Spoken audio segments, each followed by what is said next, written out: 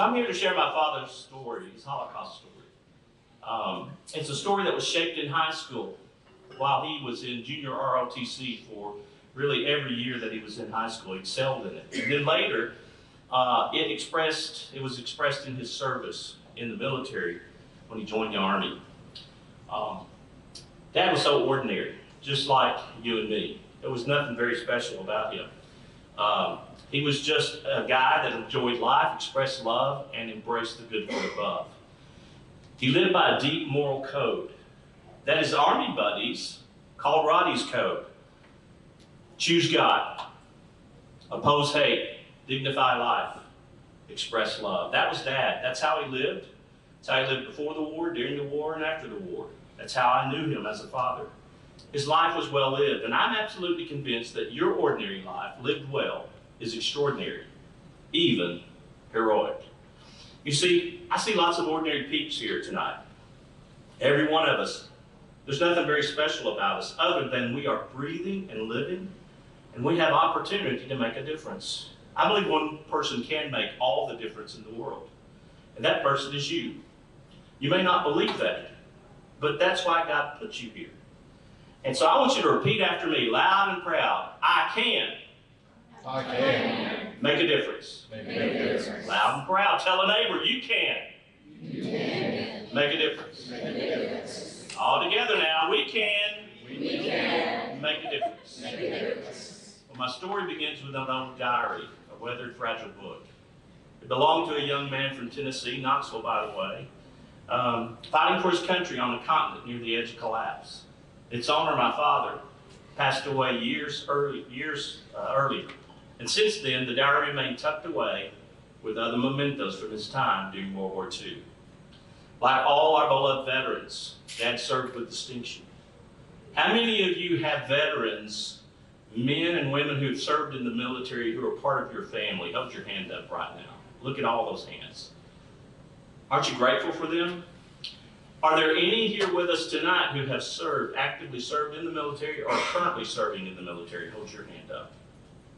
Amen. Let's give this young man over here.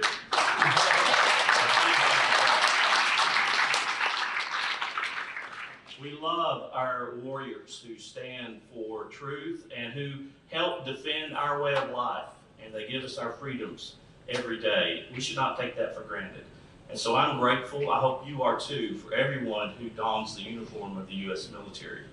And like this gentleman here, this story is in honor of you. My father's story is going to be in honor of you tonight, and all of your loved ones who have served in the military. Master Sergeant Roddie Edmonds of the 106th Infantry was captured during the Battle of the Bulge, and he spent 100 harsh days in 2 German prisoner of war camps. Now, this was the story our family knew. To us, it was the totality of his service.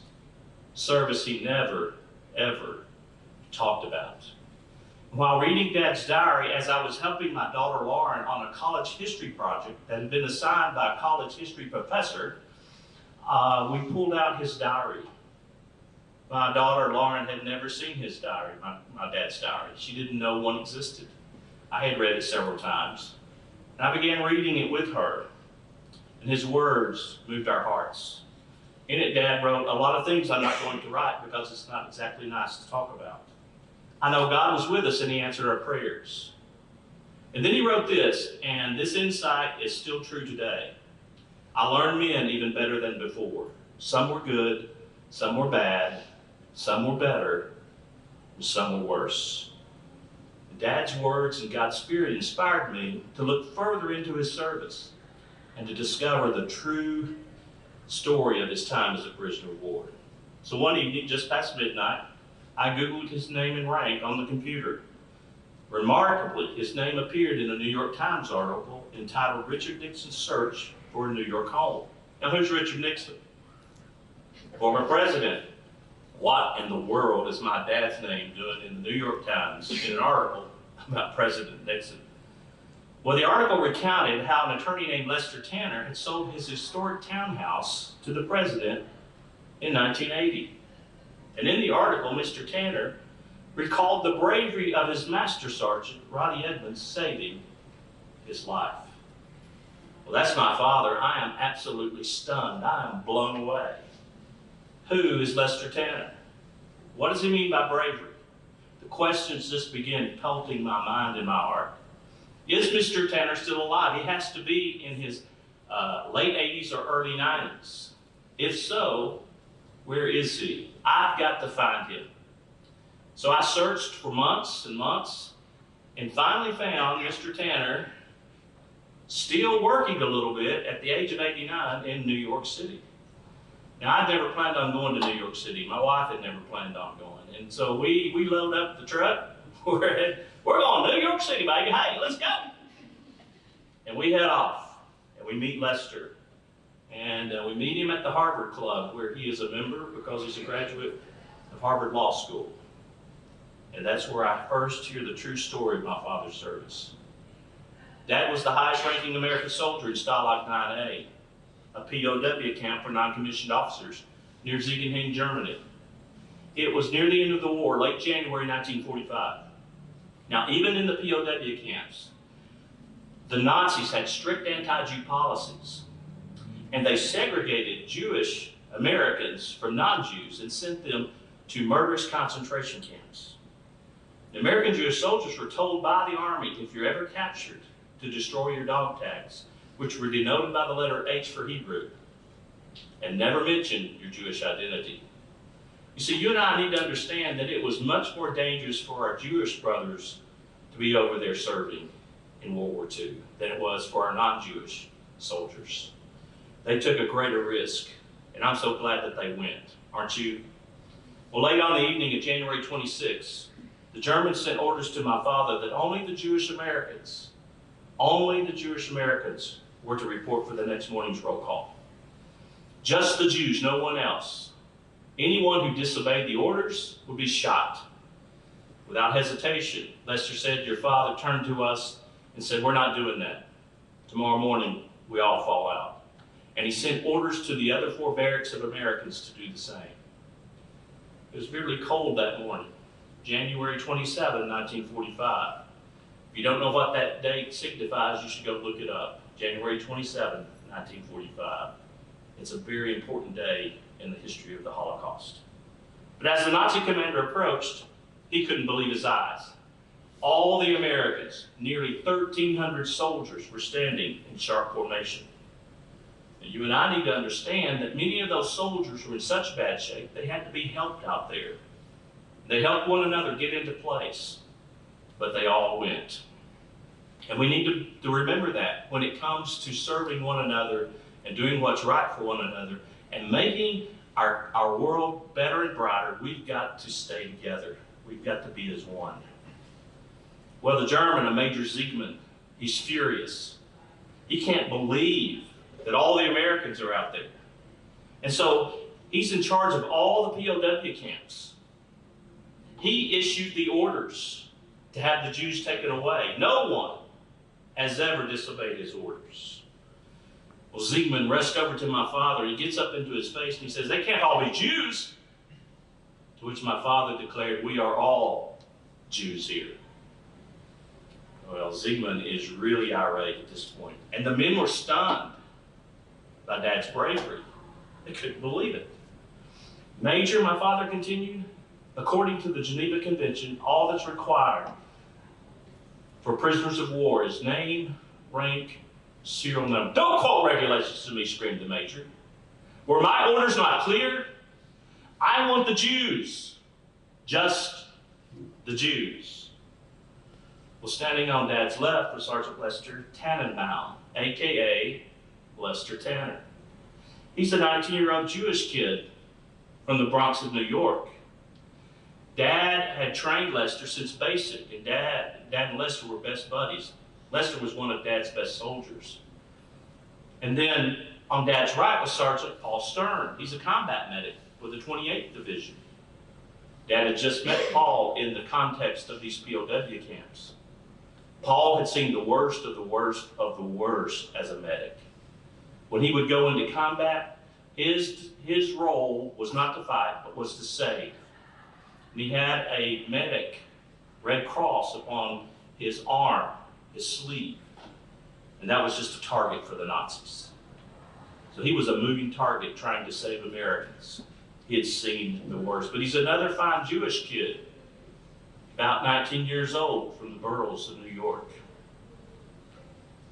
I say their ages to remind you that that's about your age. These men, who were boys to begin with, were anywhere from 18 to 20 years old that Dad commanded. Dad was only 25, and he was the senior ranking officer in that camp. They were young people, just like you. And they were serving faithfully, and we're so grateful for that. So my dad, ensuring eye contact, leaned into the major, made sure that they were looking eye to eye. And my father said, "Major, name, rank, serial number. That's all you'll get." Well, the Nazi turned blood red. He would have none of it. He pulled his pistol, he pressed it hard into my father's forehead. He said, "Sergeant, one last chance. You will order the Jews to step forward or I will shoot you right now." Well, by this point, Dad and his men had faced untold horrors. The brutal Battle of the Bulge, where 89,000 Americans were killed, captured, or wounded. I don't know what I did with my book. Oh, there it is. It's underneath my pad. I want to read a section. For us to understand, I can say it's a brutal battle, and that doesn't really tell us a lot. So I'm going to read from chapter 12 of the book I wrote about my father and his heroic men, No Surrender. At 05:30 hours on December 16, 1944, the frozen earth erupted. Hell appeared like a ghost in the forest. In an instant, pine trees exploded into deadly wooden spikes. The frigid air turned fiery red. Blood and bone mingled with chunks of thawing debris. Roddie clung to the shaking icy ground, desperately trying to crawl into his helmet. Terrain and weather were no longer his greatest enemies. His enemies were the relentless concussions and deadly shrapnel from the murderous 88s. The German artillery rained down with pinpoint accuracy from what seemed like every direction. No one was safe. There was nowhere to run or hide. Just across the valley were thousands of enemy troops, with thundering panzers and heavy artillery. Fear was also Roddie's enemy. Fear that he would be blown to pieces in an instant. Fear for the lives of his boys, Lester, Frankie, Skip, and what they were experiencing. Fear that he might not make it home, might never see his family again. This was a terror Roddie never could have imagined. He knew panic was lethal to an infantryman, but it gripped him with a sickening embrace. His body shivered as he shook off of his own death. The treetop calibration tactic perfected in the Hurtgen Forest was being put to devastating effect now in the Ardennes. Every tree seemed to have been simultaneously blasted from its roots. So that gives you some idea of what they were experiencing on the 16th of December, just a few days before Christmas. It was a murderous battle. And then they were captured and had to experience a murderous death march, day after day, through ice and snow and freezing rain. No stopping for food, no water, no rest, seemingly no hope. Sergeant Skip Friedman told me, he said, if you didn't march, you didn't last. There were shots ringing out in the back. So they tried to help one another along so that no one was a straggler. Then at Gerolstein, the rail yard, they were loaded and herded like cattle onto boxcars, freezing boxcars. Standing room only. No food, no water, no rest, no place to lie down. They had to stand up, crushed in there together, and no place to relieve themselves. And again, no hope as they went deeper into enemy territory. And on Christmas Eve, 1944, the train suddenly stopped at the Lindbergh train yard. And they could hear the sound of planes flying above them. And then they saw the Germans flee. They ran and hid as 52 RAF fighter bombers from England leveled the rail yard. Dad and our brave boys were left locked in those boxcars for dead. Sonny Fox told me, he said, Chris, you could hear the bombs pouring down. He said they made a sound.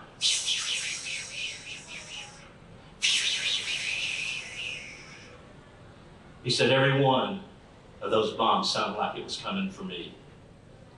Each one coming, coming, coming.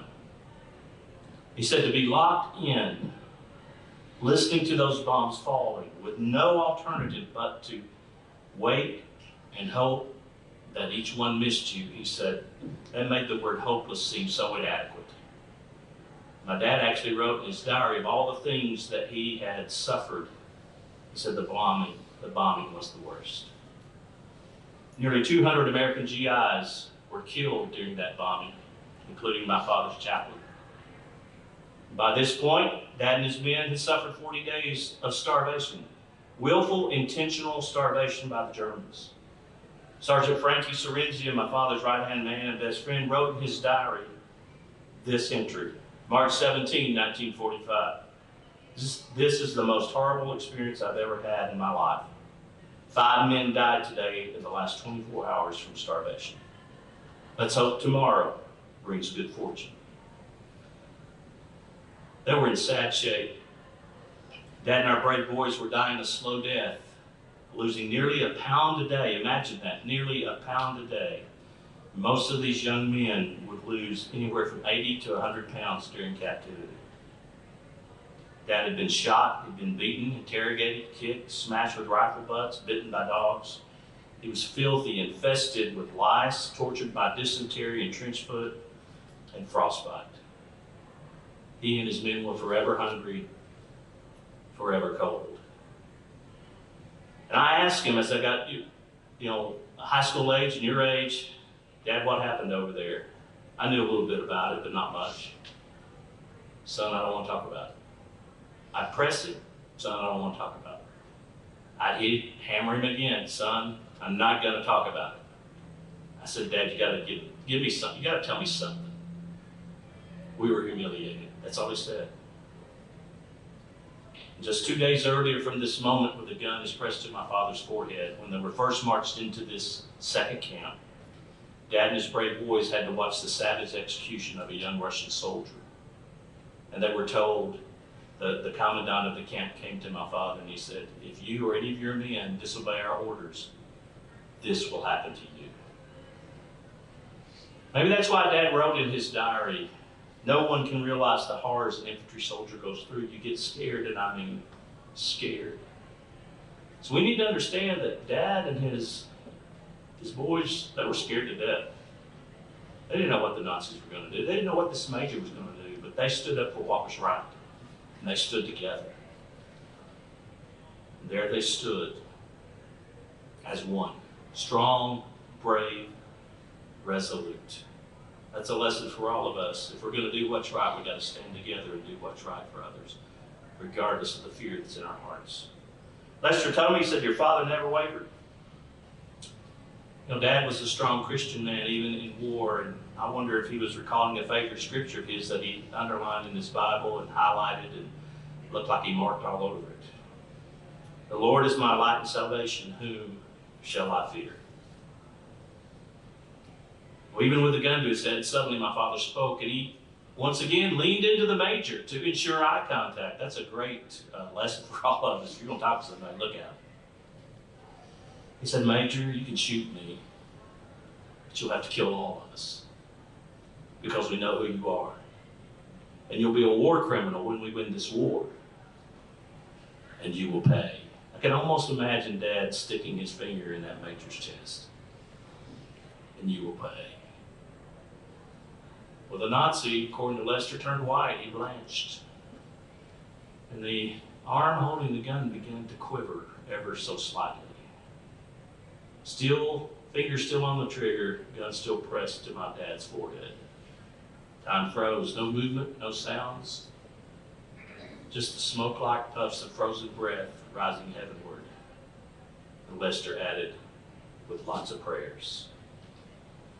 Well, in 2016, I stood where Dad looked evil in the eye and dared a Nazi to shoot.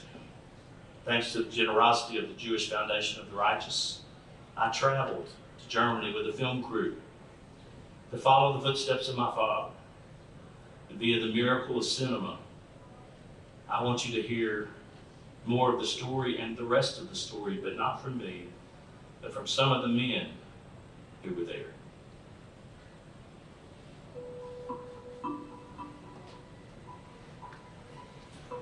My father passed away in August of 1985. I was 26 years old. You know, my father, he never really talked about his experiences in World War II or his time as a prisoner of war. He would say, son, there's some things I'd rather not talk about. While my father was a prisoner of war, he kept a diary. Late one night after reading his diary, I Googled his name and rank, and the first link that came up was an article in the New York Times. I was being interviewed by the New York Times in 2008. All of a sudden I remembered that there was a Master Sergeant, Roddie Edmonds, who saved my life when he defied the Germans in POW camp. That's all I said. In the middle of that article, Lester mentions the bravery and courage of his Master Sergeant, Roddie Edmonds. And I said, I've got to find out what really happened to my dad during his POW experience.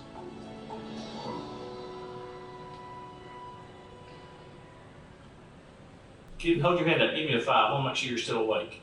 Give me a 5. All right, wave it at me. Dad's only the 5th American to be named righteous. Now give me a 1, a number 1. He's the first and only U.S. soldier to be named righteous among the nations. Give me another number 1. He's the first of the righteous to save American Jews. And this is a good one, number 1. He's the first Tennessean. Well, it was a remarkable evening. I hope the next remarkable ceremony will be at the White House for Dad to receive the Congressional Medal of Honor, the highest medal for valor. I also hope he receives the Congressional Gold Medal, which is on both sides of the House now. There is a bill moving forward, and there's momentum behind it. We're hoping and praying that it happens this year. This is the 80th anniversary of the end of World War II. It's also the 80th anniversary of the liberation of Auschwitz. And it's the 80th anniversary of when Dad stood up for his brothers in that POW camp. I think it's the perfect time for him to be honored by the United States of America. How about you? Well, my greatest blessings have been some of the men that Dad served with. You see their pictures up here. And these are just a few of the men. Sonny Fox of California, Lester Tanner of New York, Paul Stern of Virginia, Henry Hank Friedman of Georgia, Sid Friedman of Cleveland, Ohio. When I travel across the country, I run across family members of men who were in Dad's barracks. On my webpage, I have a section called Heroes, and there's 252 names of men all across this fruited plain who served with Dad, who were in his barracks at Stalag 9A. And it's always a great pleasure to meet some of those families when I visit those cities across the country. I love these men and their families.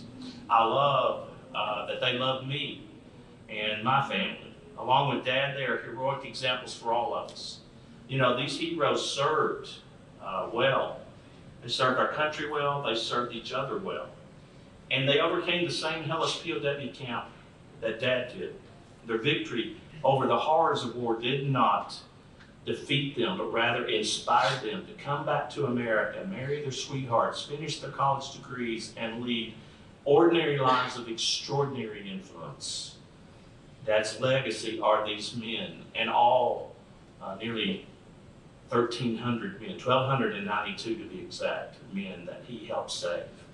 You know, that Lester was telling us about that escape that they had. He says, you know, what we did with the Germans, he said, that was one of the greatest escapes in World War II. He said, we didn't go anywhere. We sent the Nazis packing. Well, this is Dad's legacy. All of these men, including their children, their grandchildren, their great-grandchildren, and generations to come. Lester and I were sitting in his apartment in New York one day, and he looked at me and said, Chris, do you realize the number of lives that your father has saved? I said, well, let's see, 200. He goes, no. He said, yes, he saved us twice. He saved us Jewish men twice. But he saved everybody once. He said, I've calculated it. There's more than 13,000 people alive and well today because of what your dad did, that he chose to do the right thing. That's pretty amazing. So what life-changing lesson can we learn today? Not just hear a good story, but leave here and be different. Leave here and do something different. Leave here and make a difference. What's the lesson of greater love? See, one of my father's favorite Bible verses is John 15:13. Greater love has no one than this, than to lay down one's life for his friends. Dad not only loved that verse, he lived it. He tried to live it every day, and he lived it in the worst conditions in that POW camp. And we can too, because that love is all bound up inside of our hearts. The only person that gets in the way of that love coming out are the three cats you run around with, the same three cats I run around with, me, myself, and I. And I love those guys. And they love me. But that's the problem. I love them more than I love you, and they love me more than they love you. And I gotta quit listening to those guys. And so, remember how Lester described Dad's greater love for God and humanity? Roddie could no more have turned over any of his men to the Nazis than he could stop what? Breathing. Breathing is so natural. And for Dad, loving God and loving others was natural. It was an infectious love that he had for God and people. It was natural. And it should be natural for us. We should love one another. I may not like you, but I gotta love you. Okay? I may not like how you act or some of the things you do or whatever, but I've got grandkids that sometimes I don't like what they're doing. But I love them. We gotta love one another. And in a defining moment, when evil demanded my father to surrender to murderous hate, to sign his name to hate, Dad refused to join the masses, and he chose to do what was right for God first and others second. When Lester saw Dad stand up to that Nazi, you heard it was a defining moment for him. He said, right then and there in that camp, I decided to live like Roddie. He said, I was going to do what's right for others, regardless of the risk, regardless of the consequences. And then he, with a twinkle in his eye, said, you know, for a New York attorney, that's not always easy.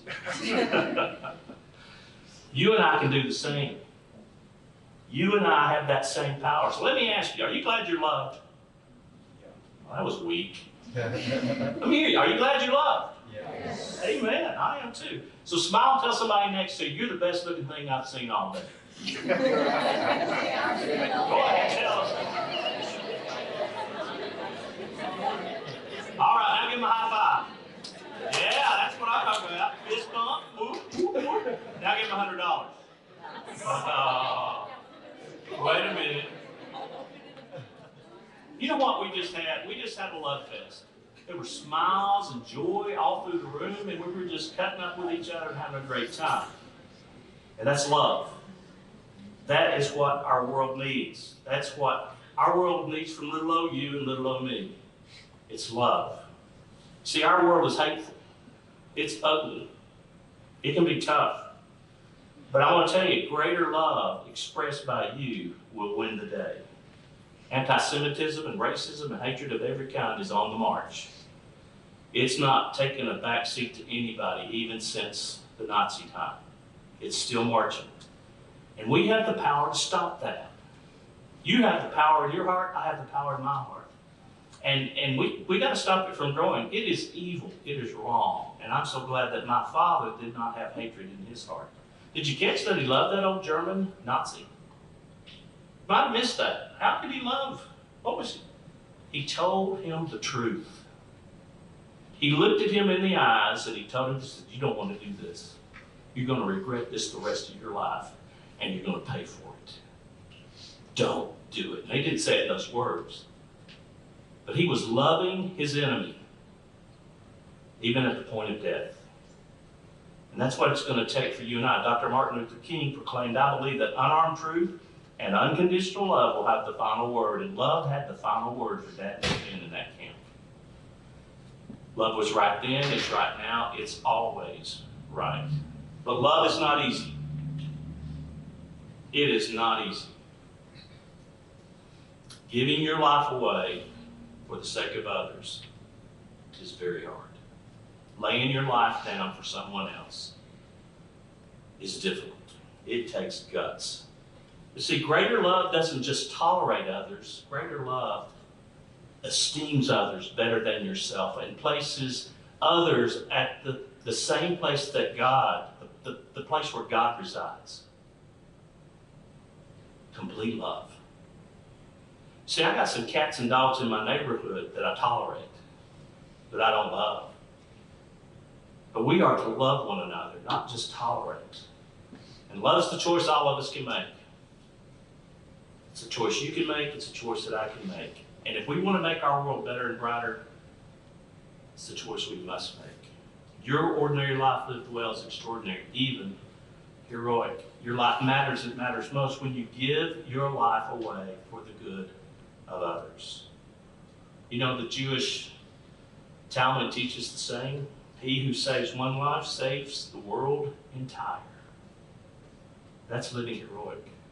And that's the kind of life that my dad lived. That's the kind of life I hope to live. And I'm praying that's the kind of life you want to live. It's our highest calling as humans. See, God's placed us here for only two reasons: to honor Him and help others. That's it. It doesn't matter what you do in life. You're here to serve God, honor Him by serving others. And we weren't here by accident. So live heroic and simply live to serve others. Matter of fact, in the morning when your feet hit the floor, say, others first, me last. Let me hear you say that. Others first, me last. Me last. And you got to say it 3 times because you know those guys you run around with, right? So others first, me last. Lay down your life for others. If you ask Dad why he did it, he'd say, I was just doing my job. I opposed evil. I protected my men. I served my country. I honored my God. And that's why he did it. Robert F. Kennedy said, moral courage is a rare commodity, and bravery in battle or great intelligence. Yet it is the one essential, vital quality for those who seek to change the world that yields most painfully to change. So my question for you here in beautiful Athens, Tennessee, will you live heroic and help save people in your neck of the woods? Will you stand up and speak up and stay up and serve up others with love and compassion and goodness, no matter who they are, no matter where they're from, no matter what they've done? Will you love other people? If that's you, then I want you to repeat loud and proud after me. I will. I will. Make a difference. Make a difference. Now look at your neighbor and say, you will. You will. Make a difference. Make a difference. All together now, we will. We will. Make a difference. Make a difference. I'm only one call away. I'll be there to save the day. Superman's got nothing on me. I'm only one call away. Can you sing that with me? I'm only one call away. I'll be there to save the day. Superman's got nothing on me. I'm only one call away. Lean on me when you're not strong. I'm just kidding. So, leave here, grab your cape out of the closet, and go be the hero. One good word, one kind deed, one loving action, one precious life at a time. Be the hero. Thank you for having me. God bless you. I'm going to take some questions here in a minute.